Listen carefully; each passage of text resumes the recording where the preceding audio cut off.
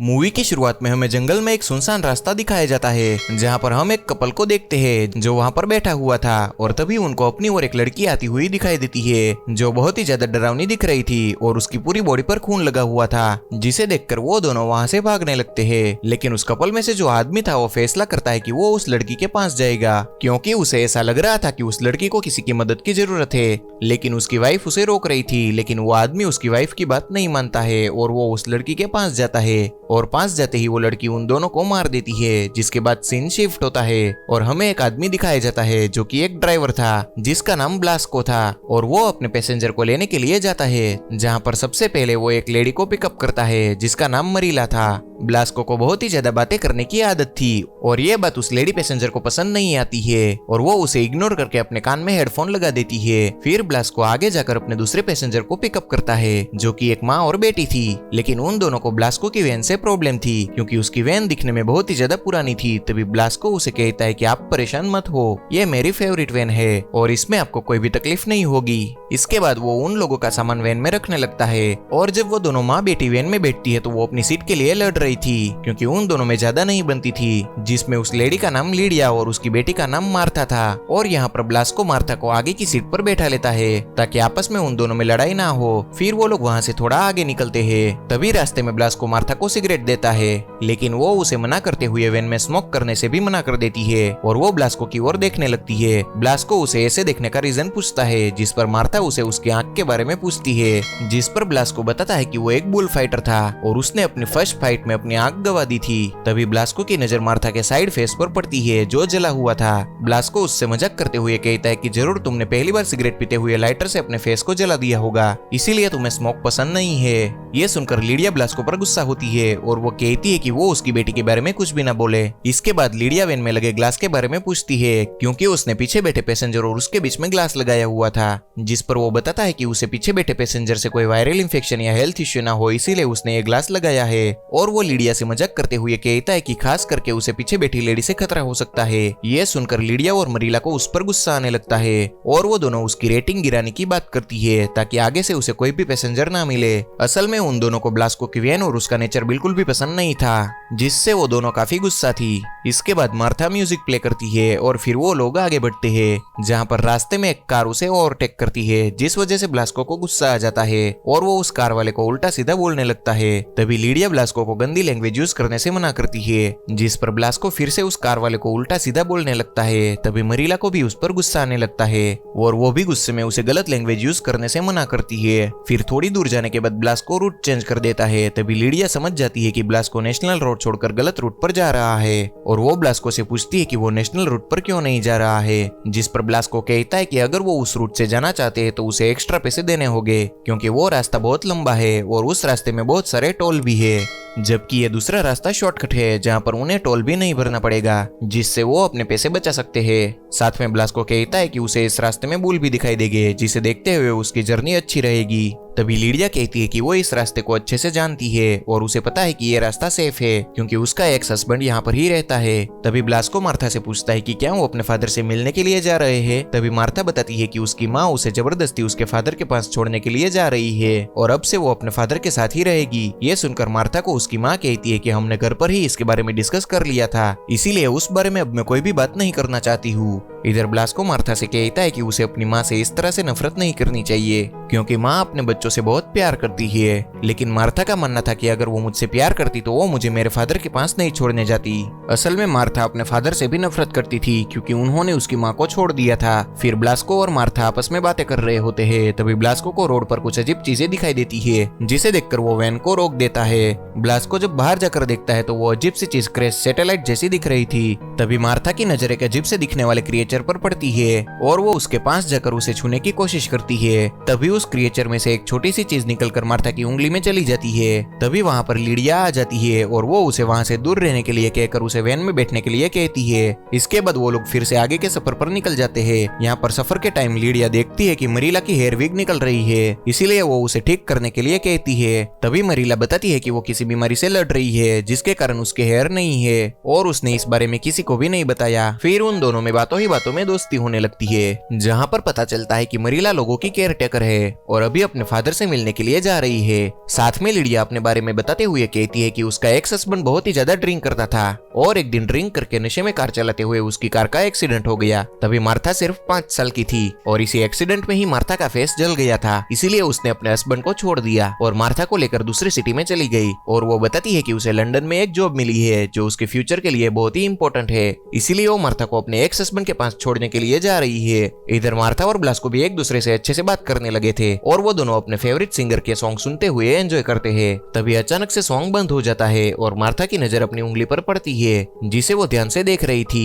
यहाँ पर हम देखते हैं कि मार्था की आंखों का कलर भी बदल चुका था, जैसे कोई उसे पजेस करने की कोशिश कर रहा है। तभी ब्लास्को मार्था को ऐसे देखकर परेशान हो जाता है और वो लिडिया को बताता है कि मार्था को कुछ हो गया है और ये सुनकर लिडिया भी हैरान हो जाती है, इसीलिए वो मार्था से पूछने लगती है कि उसे क्या हुआ है, लेकिन मार्था कोई रिस्पॉन्स नहीं देती है। तभी ब्लास्को भी मार्था को होश में लाने की कोशिश करता है। तभी उसकी वैन के सामने एक लेडी आ जाती है जिससे उसका एक्सीडेंट हो जाता है और तभी अचानक से मार्था होश में आ जाती है, लेकिन ब्लास्को अपनी वैन को नहीं रोकता है और तेजी से उस जगह से जाने लगता है। लेकिन मरीला उसे वापस चलने के लिए कहती है क्योंकि उसकी वैन से एक लेडी का एक्सीडेंट हुआ था और उन लोगों को उसकी हेल्प करनी चाहिए, जिससे ना चाहते हुए भी ब्लास्को वैन को वापस मोड़ लेता है। जहाँ पर वो लोग उस लेडी को रोड पर जख्मी हालत में देखते हैं, जिसके पास जाकर मरीला को पता चलता है कि वो लेडी अभी भी जिंदा है और उसकी सांसें भी चल रही थी। इसीलिए मरीला ब्लास्को को इमरजेंसी नंबर पर कॉल करने के लिए कहती है, लेकिन ब्लास्को का फोन अचानक से गर्म हो जाता है जिस वजह से वो कॉल नहीं कर पाता है। तभी मरीला उसे वैन से कुछ बैंडेज लाने के लिए कहती है।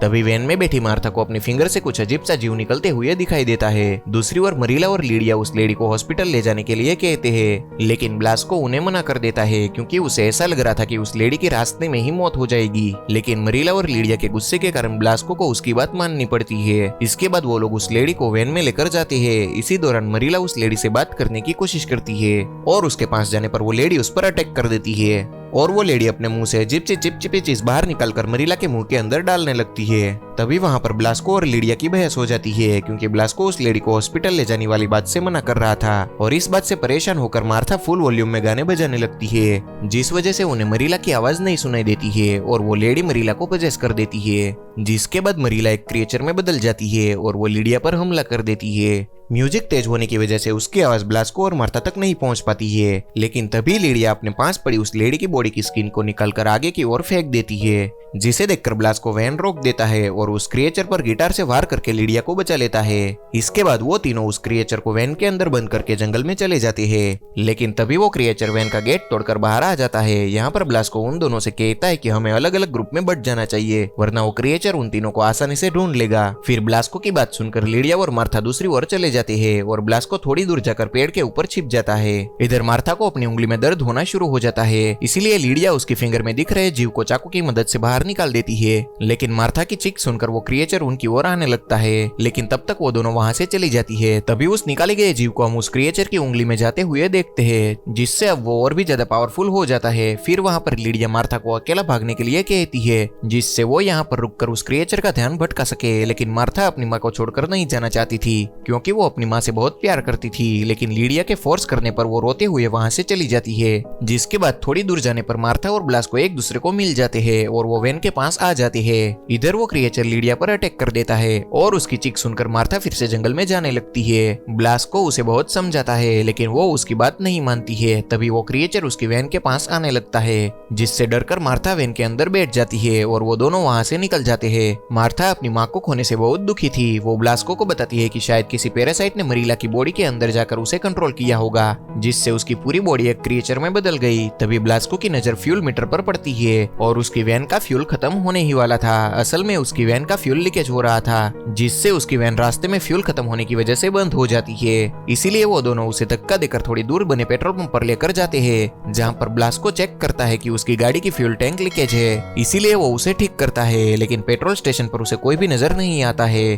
तभी ब्लास्को मार्था से कहता है कि वो यहाँ के वर्कर को जानता है और वो उसे बुलाने के लिए जा रहा है, लेकिन मार्था अकेले रहने से घबरा रही थी। इसीलिए ब्लास्को उसे समझाता है और वो जल्दी वापस आने का कहकर उसे वेट करने के लिए कहता है। इसके बाद वो पेट्रोल लेने के लिए पास के टाउन में चला जाता है। तभी उसे एक कार दिखाई देती है, जिससे वो पेट्रोल निकालकर अपनी टैंक में भर लेता है दूसरी ओर वैन के पास वो क्रिएचर पहुंच जाता है जो कि अब लिडिया के अंदर आ गया था, जिसे देखकर मार्था वैन में ही छिप जाती है और इसी दौरान वहां पर काम करने वाला वर्कर आ जाता है, जिसे देखकर वो क्रिएचर उस पर अटैक कर देता है और ये देखकर मार्था उस क्रिएचर से बचने के लिए बाहर निकलकर वैन के नीचे छिप जाती है। तभी ब्लास्को पेट्रोल लेकर वहां पर आ जाता है और मार्था को डरा हुआ देखकर वो उसे शांत करने लगता है। इसके बाद वो दोनों वैन के अंदर बैठकर निकल जाते हैं। तभी हम देखते हैं कि वो क्रिएचर उसके वैन के ऊपर बैठा हुआ था, लेकिन उन दोनों को लगता है कि वो क्रिएचर से बच गए हैं, इसीलिए वो दोनों बहुत खुश होते हैं। तभी मार्था को पता चलता है कि ब्लास्को के सर में चोट लगी है, इसीलिए वो ब्लास्को के सर पर लगी चोट पर बैंडेज लगाती है। इसके बाद अचानक बारिश होना शुरू हो जाती है, जिस वजह से वैन पर बैठा हुआ वो क्रिएचर अंदर आने के लिए रूफ को तोड़ने लगता है,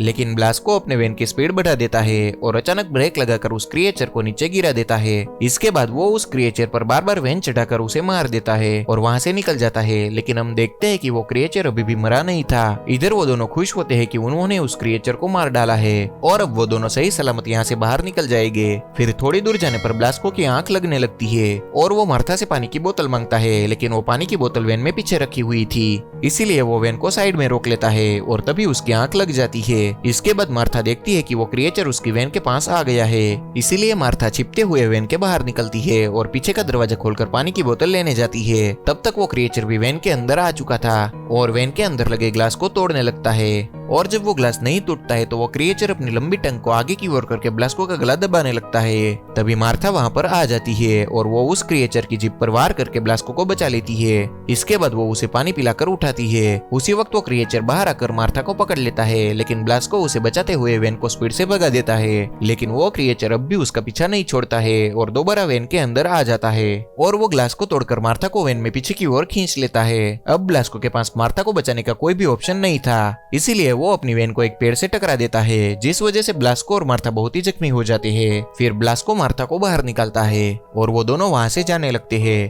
तभी वो क्रिएचर मार्था को फिर से पकड़ लेता है और उसे बचाने के लिए ब्लास्को उस क्रिएचर को अपनी ओर अट्रैक्ट करता है और अपने बुल फाइटर के अंदाज में उसे अपने पास बुलाता है। फिर वो क्रिएचर ब्लास्को पर अटैक कर देता है और अपनी जीभ को ब्लास्को के मुंह के अंदर डालने लगता है, लेकिन तभी मार्था वैन में रखी एक तलवार लाती है और उससे उस क्रिएचर को मारकर ब्लास्को को बचा लेती है। इसके बाद हम देखते हैं कि लिडिया की बॉडी से एक बहुत ही अजीब सा क्रिएचर बाहर निकलता है, जिसे ब्लास्को और मार्था आग से जलाकर मार डालते हैं। अगली सुबह वो दोनों चलते हुए एक रेस्टोरेंट तक पहुंचते हैं, जहां पर उन्हें कोई भी दिखाई नहीं देता है, जहां पर ब्लास्को अपने लिए एक ड्रिंक बनाता है और तभी हम देखते हैं कि वहां पर बारटेंडर की बॉडी पड़ी हुई है। दूसरी ओर मार्था को टॉयलेट में वही लिक्विड दिखाई देता है जो उस क्रिएचर के मुंह से निकल रहा था और फिर थोड़ी देर के बाद वहां पर उस रेस्टोरेंट का स्टाफ आ जाता है जो पूरी तरह से पजेस था। वहीं हम मार्था की आंखों का कलर चेंज होते हुए भी देखते हैं। ये सब कुछ देखकर ब्लास्को को समझ में आ जाता है कि उस क्रिएचर ने सबको पजेस कर लिया है, इसीलिए वो वहां से भागने की बजाय आराम से ड्रिंक पीने लगता है, क्योंकि उसे पता चल चुका था कि अब वो अपनी जान नहीं बचा पाएगा। और इसी के साथ हमारी ये मूवी यहाँ पर खत्म होती है। तो दोस्तों, अगर आपको हमारी ये वीडियो अच्छी लगी हो तो प्लीज लाइक करें, शेयर करें और सब्सक्राइब करना बिल्कुल भी ना भूलें।